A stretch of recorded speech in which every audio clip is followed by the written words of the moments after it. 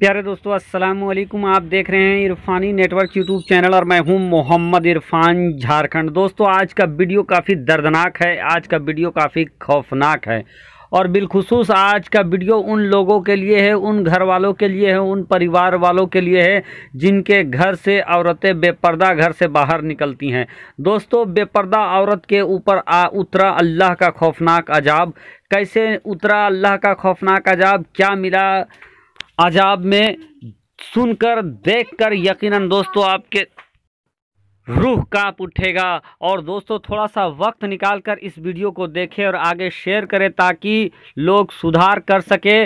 और अल्लाह तबारक व तआला की बारगाह में दुआ है कि जो बेपर्दा घूमती हैं उनको अल्लाह तबारक व तआला सही रास्ता दिखाए। प्यारे दोस्तों, हज़रत मुस्लिम बिन अम्र से रिवायत है कि उन्होंने एक बार एक कब्र खोदने वाले एक इंसान से ये पूछा कि ऐ इंसान, तूने कब्रिस्तान में कुछ अजीब देखा है?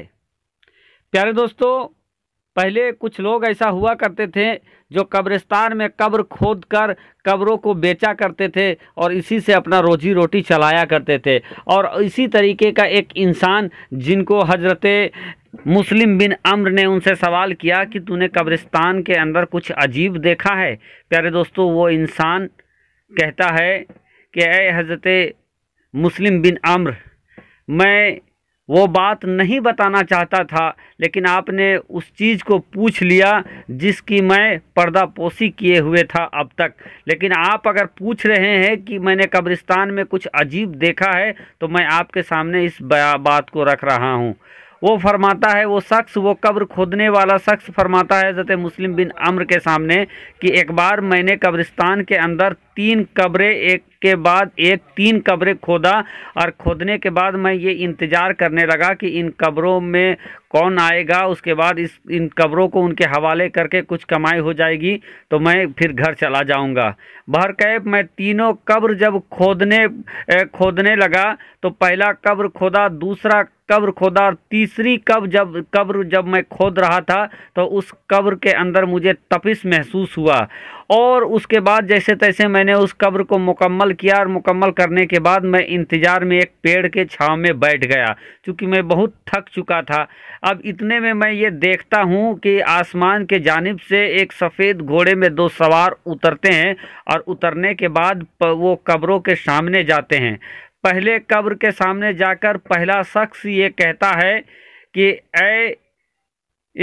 तुम इस कब्र के बारे में ये लिखो कि इस कब्र में जो आएगा उसका कब्र की चौड़ाई 12 मील मशरिक, 12 मील शुमाल, 12 मील जुनूब और 12 मील मगरिब होगा। यानी चारों तरफ से 12-12 मील चौड़ा इसका कब्र होगा, चौड़ा। अब जब उसने ऐसा कहा तो दूसरे शब्द ने उस कब्र के बारे में ये लिख लिया कि इसकी चौड़ाई 12 मील लंबा, 12 मील चौड़ा, 12 मील उत्तर, 12 मील दक्षिण होगा। बहरकैफ दूसरे कब्र के सामने जाता है और उसके बाद पहला शख्स कहता है कि इनके बारे में आप लिखें कि इनका कब्र को हद्दे निगाह तक, यानी नज़र जहाँ तक जाती हो वहाँ तक इस कब्र को कुसादा कर दिया जाए, चौड़ा कर दिया जाए। बहरकैफ उस दूसरे शख्स ने ये भी नोट कर लिया अपनी किताबों में। उसके बाद वो दोनों तीसरी कब्र की तरफ बढ़ते हैं और तीसरी कब्र में जाने के बाद पहला शख्स ये कहता है कि इसके बारे में लिखो कि अंगूठे और शहादत उंगली के दरमियान जितनी दूरी है, सिर्फ इतने ही दूरी इस कब्र वाले के लिए तुम लिख दो। अब इतना कहना था कि उन्होंने वही दूरी लिखा और लिखने के बाद वो वहाँ से फिर रवाना हो गए। अब मैं ये सोचकर हैरान हो गया कि या अल्लाह, ये 2 कब्र वाले कैसे होंगे कि ये पहले का कब्र 12 मील लंबा, 12 मील चौड़ा होगा, दूसरे का कब्र हद निगाह तक चौड़ा होगा, कुसादा होगा, रोशन होगा, और तीसरा कब्र में कौन आएगा जिसके लिए इतना तंग कहा गया है कि अंगूठे की उंगली और शहादत उंगली के दरमियान जितनी दूरी होती है उतना ही इसका चौड़ा कब्र होगा। मैं ये सोचकर मैं ये देखने लगा कि मैं ये देखूंगा कि आखिर इनमें कौन आएगा। भर के मैं इंतज़ार करने लगा। थोड़ी देर के बाद एक जनाजा आता हुआ नज़र आया, जहां पर 4 लोग और कुछ लोग पीछे थे। जब वो जनाजा सामने आया तो मैंने पूछा ये किसका जनाजा है। लोगों ने कहा कि ये काफ़ी गरीब आदमी का जनाजा है और इसकी मैयत हो गई है। लेकिन ये इंसान गरीब तो पैसे से था, लेकिन ये रोज़ा नमाज का काफ़ी पाबंद था और इसीलिए हम लोगों ने चंदा करके इनको कफन पहनाया है। और ये जो कब्र खरीद रहे हैं ये भी हम चंदा से खरीद रहे हैं। वो इंसान कहता है ठीक है, जब ऐसी बात है तो मैं इस कब्र का पैसा नहीं लूँगा, मैं भी इसके सवाब में शामिल हो जाऊँगा, आप इसको दफन कर दीजिए। बहरकैफ उसको दफन कर दिया जाता है। अब थोड़ी देर के बाद वो इंसान ये फिर देखता है कि एक तीसरा जनाजा चला आ रहा है, लेकिन उस जनाजा में कोई आदमी नहीं है, बल्कि 4 आदमी कंधा देकर ले आ रहे हैं। चारों आते हैं, कब्र खरीदते हैं और उसके बाद उसको दफन करने जाते हैं। तो वो ये शख्स पूछता है कि ये कौन है जो इसके साथ कोई भी जनाजा मिट्टी देने के लिए नहीं आया।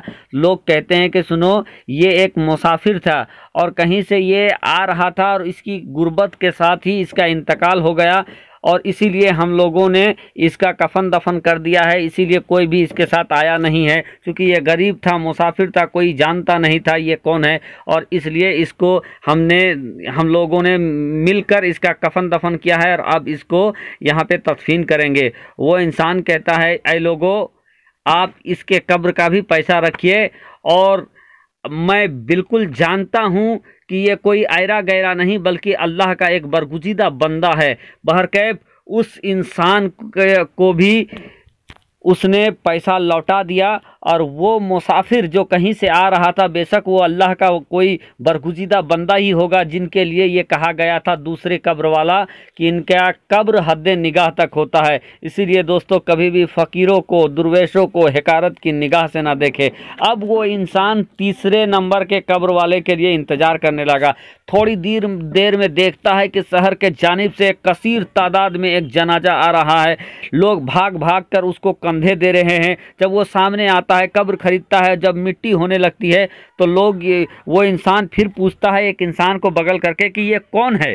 तो वो इंसान कहता है कि ये शहर के सबसे रईस की बीवी है।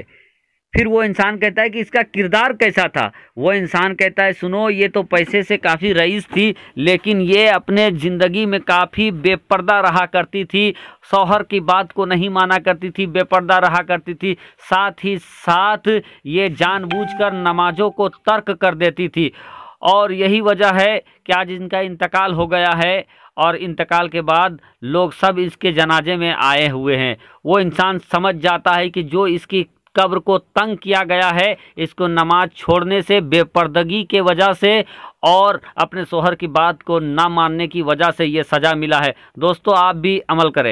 प्यारे दोस्तों, कब्र में रुपया पैसा नहीं चलता है बल्कि आमाल चलता है। और अपने आमाल को सुधारें, नमाज पढ़ें, पर्दा में रहें और नेकी का काम करें। शुक्रिया।